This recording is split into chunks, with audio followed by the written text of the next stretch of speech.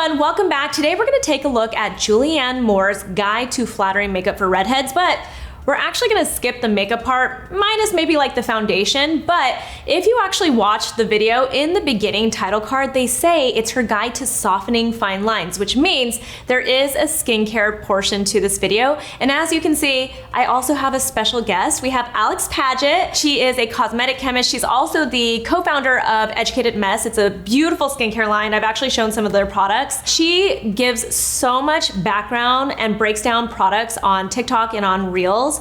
And it is so educational. So I love that she is here because I really feel like you're gonna be breaking down these products, right? You have some opinions, right? A little bit, yeah.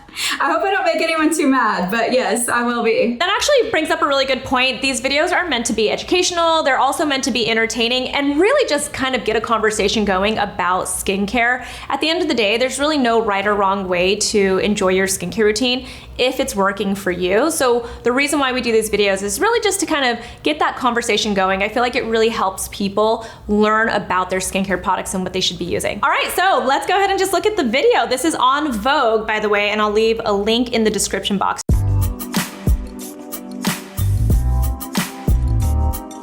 Hi, it's Julianne Moore, and I am going to walk you through my everyday skincare routine and my day-to-night makeup look. I travel a lot, so I need to find something that I can get kind of all over the world. I use a pretty standard face wash, Cetaphil. For years, I used like a regular washcloth on my face to exfoliate. And then I was in this place called Botanica Bazaar in Amagansett, and I saw this washcloth, which is called Sasawashi, and it's a little bit of an exfoliator. So my hands are wet, and I'm gonna put a little of this in my hand.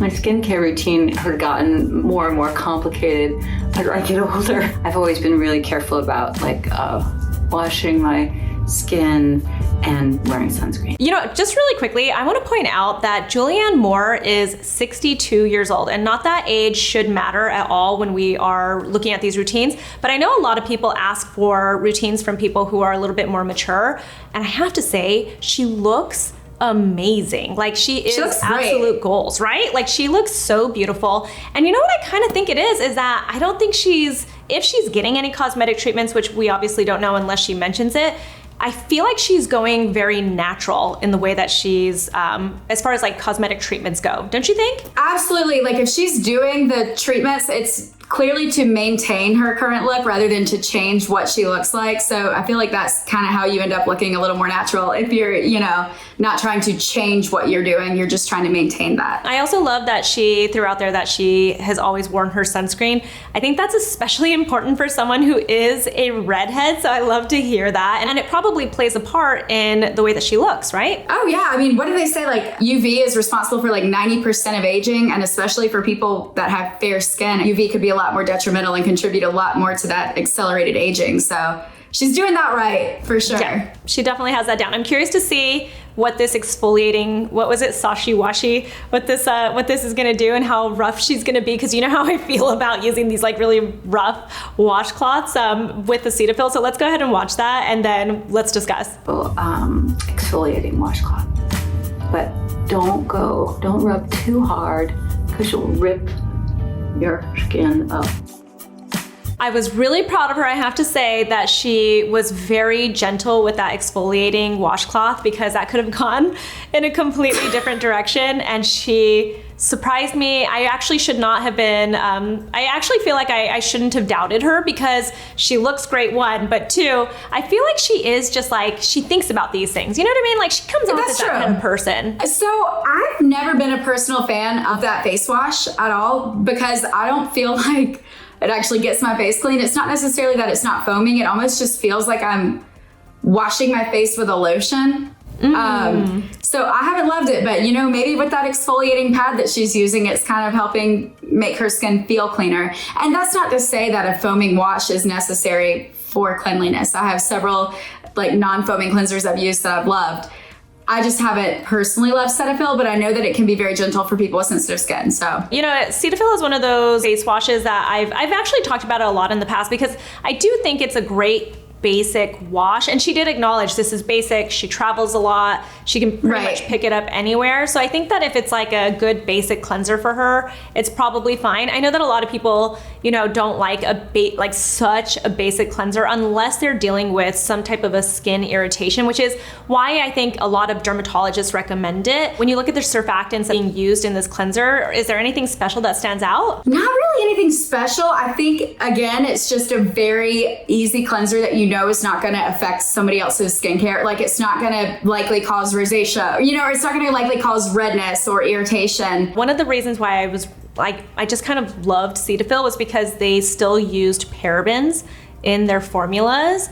And I know that they, I don't know if it's actually taken place yet, but I know that they were moving all of their formulas to not have parabens. Do you have thoughts about that? That they went from having parabens as their preservative system? They are probably having to feed into consumer information and misinterpretations of those paraben studies. So the issue with parabens is that those actually, the science behind everything has actually shown that those are so safe at the level in cosmetics, at the relevant application, and we're swapping it out for ingredients that haven't been as extensively tested because somebody has decided to take that data that does exist, that shows that it's safe, skew it in a way, and provide misinformation. It's tough to see people removing parabens and replacing it with something else because I'm like, first of all, it might not be as effective as a preservative. It might not be as gentle. And, from the chemist perspective, it's not as easy to work with. I think my one issue with removing parabens specifically from the Cetaphil formulas is that parabens are so gentle.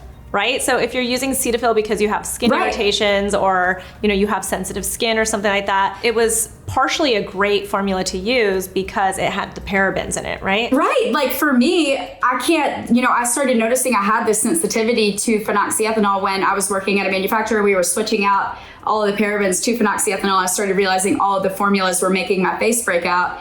So when I see brands switching from parabens to phenoxyethanol, I'm like, how many people are going to all of a sudden use this product and realize, okay, now I'm starting to get this irritation. What is that coming from? Basically, any studies that have been done on parabens topically applied at the level used in cosmetic products, all of the data shows that's totally safe. Any of the studies that have shown any type of hormone disruption with parabens have been done when they take a really high concentration of parabens, inject them under the skin of rats. So injecting things is very different than topically applying them, first of all, because if applying something topically was the same as injecting it, hand sanitizer would make us drunk. Diabetics would not have to inject insulin. They would just rub it on their skin. That would be so much better for them, So the only study that has actually looked at topical application of parabens and whether or not it causes hormone disruption in humans, they were looking at 3% concentrations of parabens, which is about 10 times higher than it would ever be used in a cosmetic product. And they still found that when they applied like 3 or 4 products with 3% parabens every single day to their entire body, there was no type of hormone disruption effect. So it's really interesting to take that and extrapolate it to, okay, in a product with 0.3% parabens, your hormones are going to be disrupted. Like, our skin is not a sponge, first of all. It doesn't absorb everything we put onto it. Everything that we put on our skin does not get absorbed into the bloodstream. If that was the case, my job would be a lot easier as a cosmetic formulator when it comes to like peptides, vitamin C, all of that kind of stuff. This is called Elastine, and you put this wherever you have fine lines because it encourages collagen growth. Just squeeze it like this into your hand. I'm not even going to say anything because I know you have so many. I can see you. I can see your face. Especially when she was saying that it promotes collagen growth and everything. And she was putting it in very specific areas. I noticed she wasn't actually applying it to her entire face. What do you think about it? So, okay, with this serum, this is one of those brands that everything I've really looked at from them, honestly, this is my personal opinion, I feel like it's a little overpriced. I like the peptides that they're using that can help promote collagen and elastin. I know with the Polytoyl hexapeptide 12, that one's it's an interesting mechanism. It's kind of a spring fragment of the elastin molecule itself. So when you're basically applying that to skin, when it does get through skin's barrier, it almost triggers to cells like, hey, the elastin we've made is being broken down, so let's create more. So it's pretty interesting, but you know, there are products that don't cost $76 that also use this peptide technology. You know, like Purito Centella Unscented Serum. It's one of my favorite products. It's like $12. It has all the same peptides in it that this Biologique research product has. And it also has Biologique Recherche. Biologique Recherche. Yeah, it has all of the same peptides, and then it also has the Centella Asiatica active compounds that can help boost collagen and elastin themselves and help promote wound healing.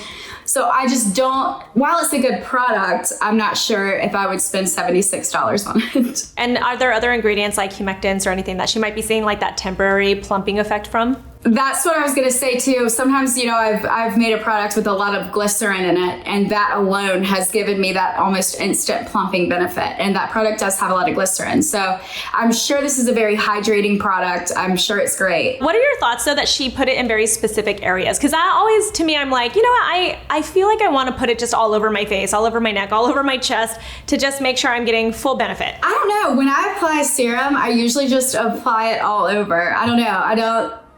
I don't think that necessarily if you're targeting elastin, I don't think it benefits you to only put it here and here and here. I think those benefits could be great for all over the face. For that product, I would probably just put it all over, honestly. Okay, my next step is this vitamin C serum called Pro Heal, and I take about 4 to 5 drops of it. IS Clinical is clinical. Pro Heal. I feel like people love this vitamin C. What are your thoughts on it?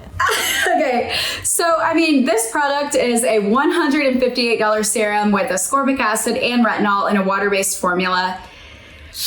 Looking at the ingredient list, I just don't, well, first of all, the ascorbic acid is not in a delivery system, and it doesn't look like the retinol is in a very sophisticated delivery system either. And I'm just very hesitant to recommend somebody spend $160 on a formula with 2 very unstable actives in a water-based formula without a delivery system in a dropper bottle. You know, like at least if it's airless, you're reducing the amount of air exposure that the actives could be getting.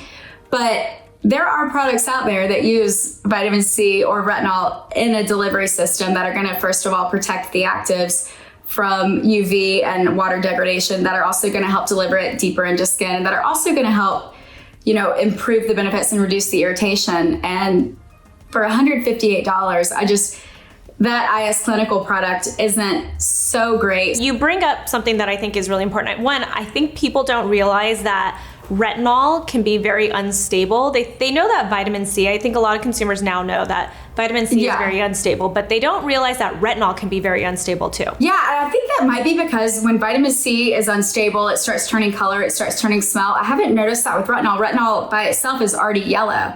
So you're not really gonna get as much color shift from a formula, but that doesn't mean that your retinol is still intact. What makes this different than, say, like the SkinCeuticals vitamin C that is in a dropper as well? I don't recommend the SkinCeuticals vitamin C either. You know, when a brand is charging over $100 for a formula, I personally, from the chemist standpoint, I expect to see the highest end technology. And I know that brands aren't gonna constantly update their formulas. Like if a new technology comes out, you know, it's hard to update it because people are gonna be like, oh, I really liked the last one and now it's different. So I get that, but at the same time, if you're gonna still be charging $160 for something, I would think that you would want to be including the most potent, most stable, most effective versions of the actives. And I don't get that with really any IS Clinical product that I've looked at, but especially not this Pro Heal.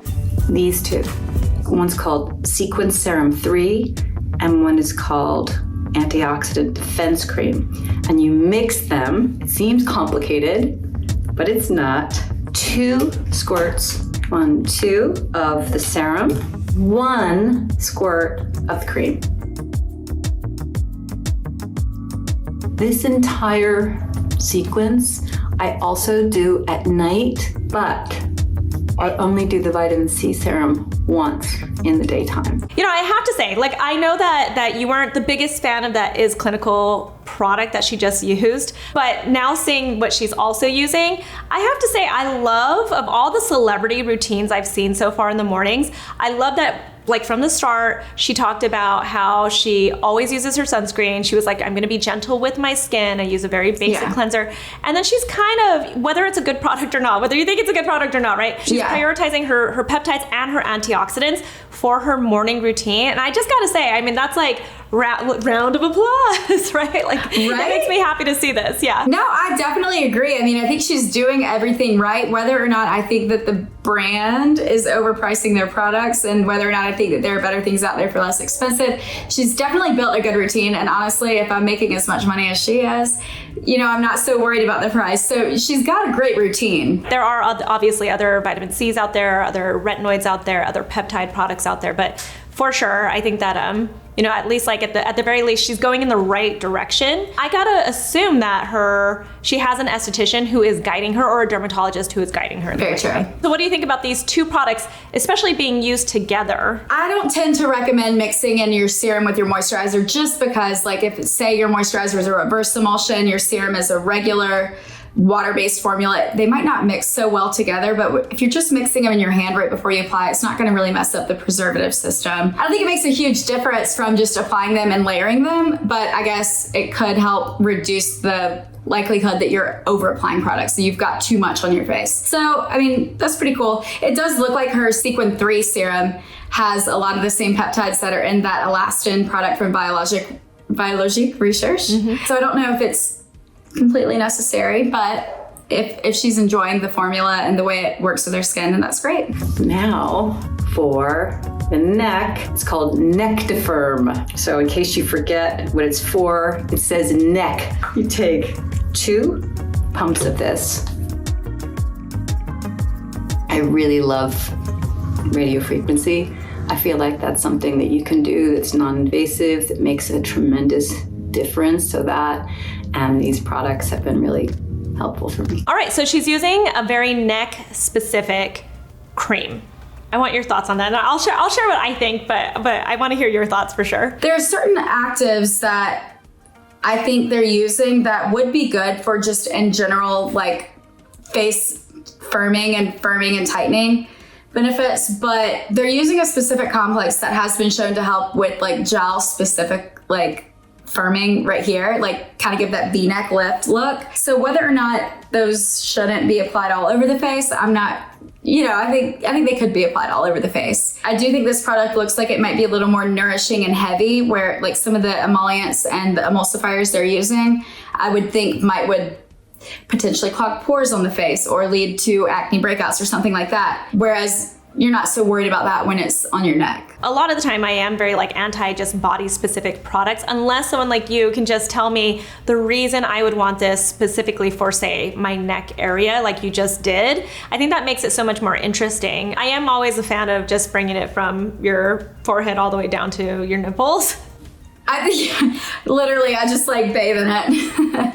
Just cover it up. But that's good to know. And I might be even sold on this revision product, at least to try it. I have to say, I love when celebrities share in these routine videos that they also love outside treatments. So we know now that she's doing radio frequency treatments. I'm gonna assume she's doing something that's in office at like a dermatologist's office or something like that. I imagine Julianne Moore she's just, you know, she goes and she gets her treatments done. She takes care of herself. I don't know, I have this, I just get this vibe from her that she's taking good care of herself. Oh yeah, I mean, you just look at her skin and you can tell. Exactly. She's not going for like lots of filler, lots of Botox, all that. She's just like, I'm gonna take care of my skin. Lastly, I have this amazing eye cream from Hourglass, which I really, really love because I'm very picky about eye creams because most of them are too sticky. It's called Equilibrium, and it's really amazing because it's very emollient, but it soaks right into your skin. So I use this in the daytime, and especially at night, I use a lot of it.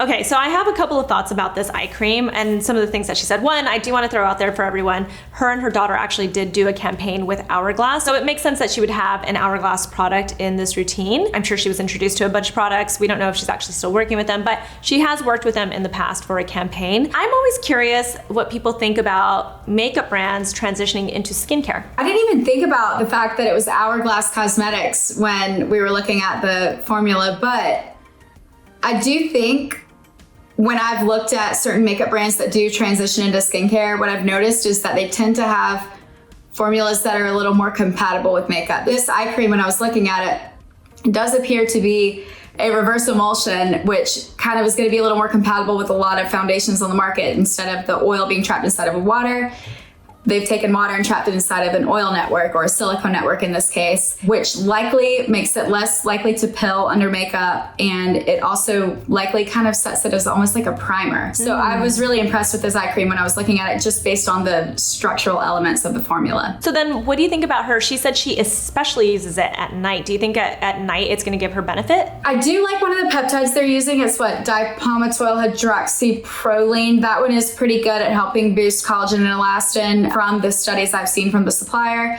So I guess there could definitely be benefits to using it at night as well. When I'm looking at eye creams and thinking like, does it make sense to spend extra money on a product? What I tend to like about an eye cream is, first of all, the eye specific peptides, which they're not really using. They're using a peptide that you could use all over your face. It's not necessarily anything that's going to specifically target eye bags or puffiness or dark circles, but it is going to help with collagen and elastin to help reduce crow's feet. But what I like about that formula is everything that makes it, first of all, layer well under makeup. They've got some light reflecting ingredients that are going to help like kind of almost provide a blurring effect. You don't necessarily want those all over your face, but they make sense around the eye. I don't know if I would recommend this at night though. Like I think at night you could just use your standard retinol peptide cream all over. Totally, yeah. It doesn't seem like something I would use, especially if it does have that light reflecting element to it. I would probably try to use it more so during the day for sure, under my makeup. While I wait for everything to soak in, I'm going to use this tool. It's by Jillian Dempsey. It's called the Beauty Bar.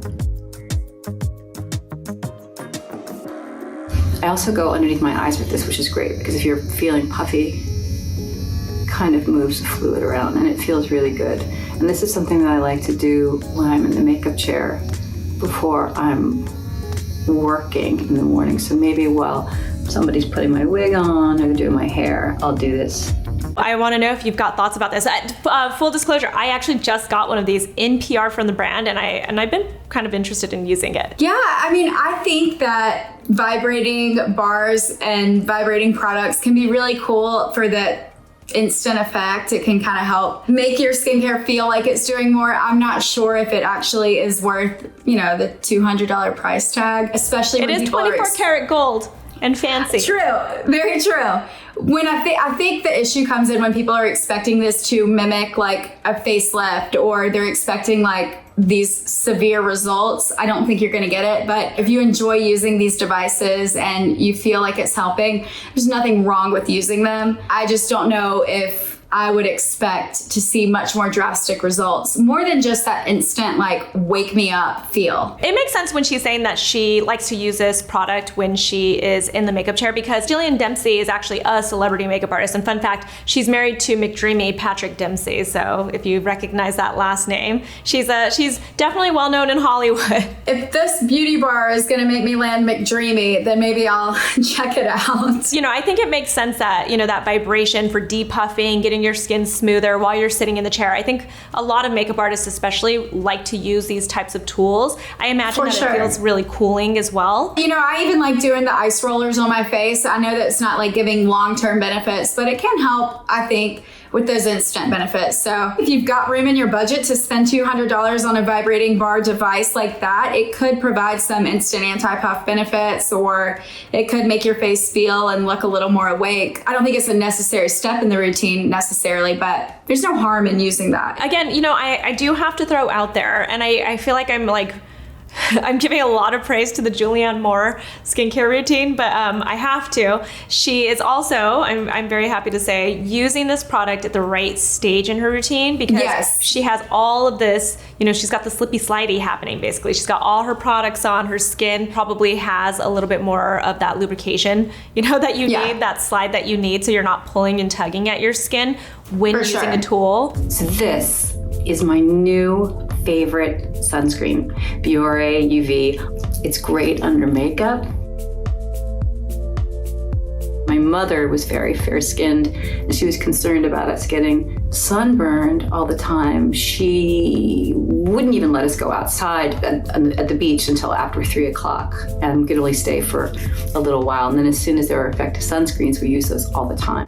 I mean, I knew it. It's because she's a redhead. Her mom knew. It always stems like that. Like Anna from my team is a natural redhead. And I remember when she joined the team over a decade ago, she was in her like early 20s. I want to say like 21. And she was already touting the benefits of sunscreen and why you need to use it daily and reapply and stay out of the sun from like since she was like a kid. So I appreciate that, you know, as a redhead and her mom, you know, like taking care of her skin. For sure. The Bioré makes some really great sunscreen products too. So that's a really good one that she's using. I mean, this has a cult following. This is, I think, one of the Asian sunscreens that made everybody realize, you know, they need to start taking a closer look at Asian sunscreens. Oh yeah. I mean, I'll be honest, like even through grad school and stuff, I would avoid sunscreen because they're so heavy and like they leave a white cast and they're just unpleasant to apply.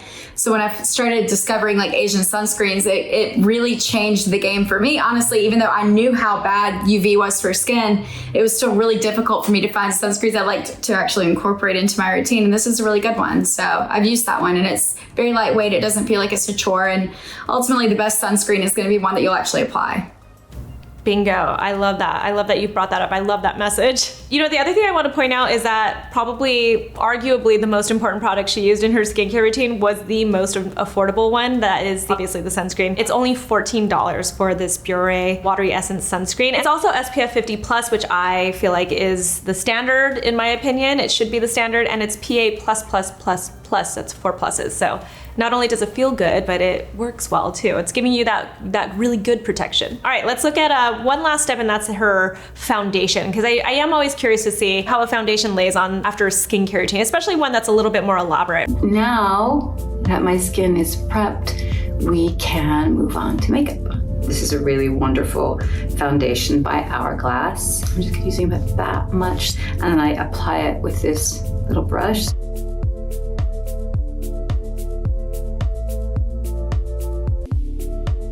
I don't like a lot of coverage.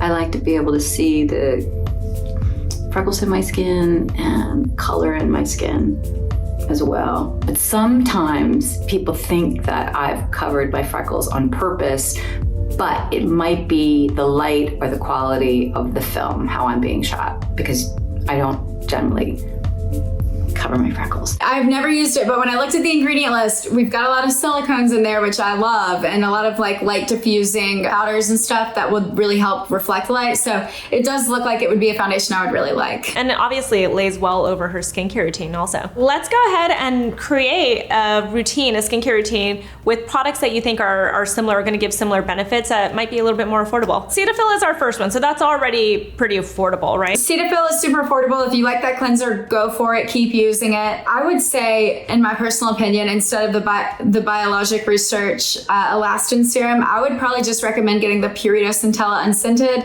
That's about $13, and they have some really great active complexes from, you know, Centella Asiatica, and they're using all the same peptides. I've had great results with that product. It can be really great for redness as well. So it's kind of like you're getting all of those elastin boosting benefits while you're also getting some sensitive skin benefits as well. For me, I have sensitive skin, so I like that. And it's like, you know, a fifth of the price. And then instead of that IS Clinical Pro Heal, I really do recommend, and this isn't just because I'm on a video with you, Susan, but I do recommend the Naturium Complex C Serum. You're using retinol in a stabilized delivery system that has been shown to, first of all, stabilize the retinol and also reduce the irritation potential.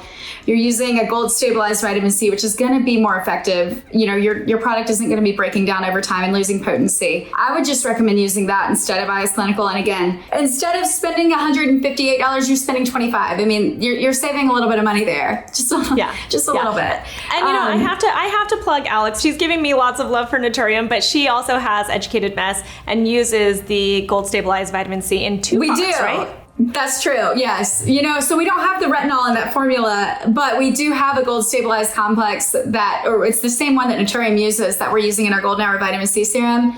And you can get a lot of those same benefits, but you're not worried that the product is losing potency. That complex itself was a huge reason I started my own skincare line. So again, when I see a $160 product that's touting vitamin C benefits and it's not using some of the most advanced technologies, it's just like, why are you charging so much? For the antioxidant defense cream, I mean, she's using other versions of vitamin C. If you use a stabilized vitamin C though, I don't really necessarily think you need to be compounding on top of it with another version of vitamin C when it comes to your moisturizer. You know, I think you could do just as well with another, like, you know, I love Stratia Liquid Gold and Stratia Interface. Those are great products that are a lot cheaper than this $116 Environ Antioxidant Defense Cream. You could get very similar benefits without spending that price tag, you know, if you're also using a stabilized vitamin C as your first step. I was thinking Stratia, so I was hoping you would say Stratia because I feel like their peptide cream and their liquid gold are both just really good products that people can benefit from, and they're so affordable. I like the Revision Nectifirm. You know, I do also like StriVectin's Peptight neck cream or neck serum. I don't know if I would necessarily make a